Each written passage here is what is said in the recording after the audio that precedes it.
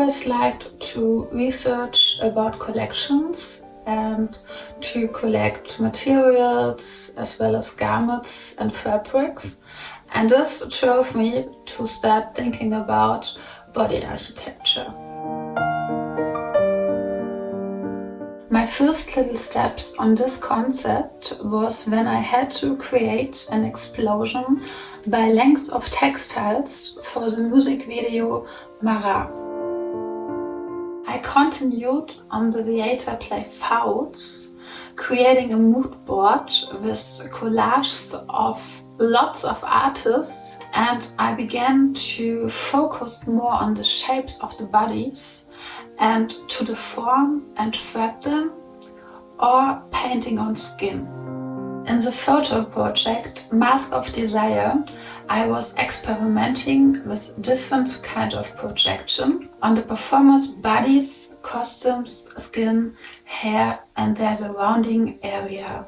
For the theater play Mobile, we created a kind of gaming concept to sculpt the costumes of the performers during the performance by adding different foam pieces to their costumes after they won a game.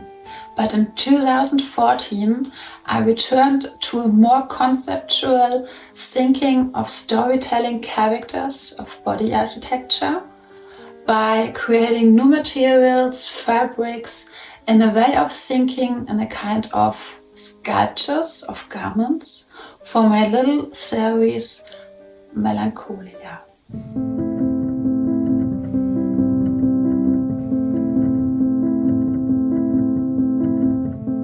I met a Burkinabe artist, filmmaker and director Poutiaire Lionel Somé and the Congolese multidisciplinary artist Bernice, Lysania, Ekoula, Akouala. So I got in touch with the history and the culture of West Africa and also its history of garment by creating costumes for characters by the vision of my director.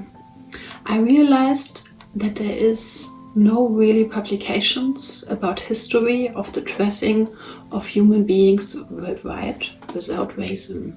I decided to become a European researcher of international garments and apparel with all the sensibility and responsibility that it needed and necessary for a respectful social intercourse.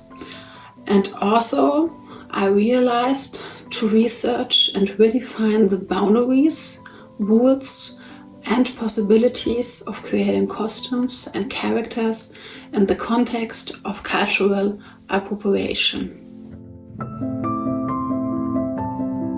First, I started with the traditional architecture, which leads me to the colors of clay, but also to the slum chic of the typical shanty architecture. I was inspired by the difference between the European scrapyard and the growing West African fashion industries.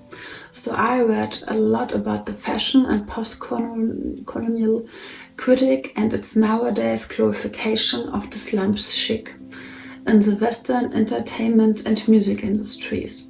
So I felt more connected to the style of Congolese Zapeurs culture, especially with the Zapeurs Japonese.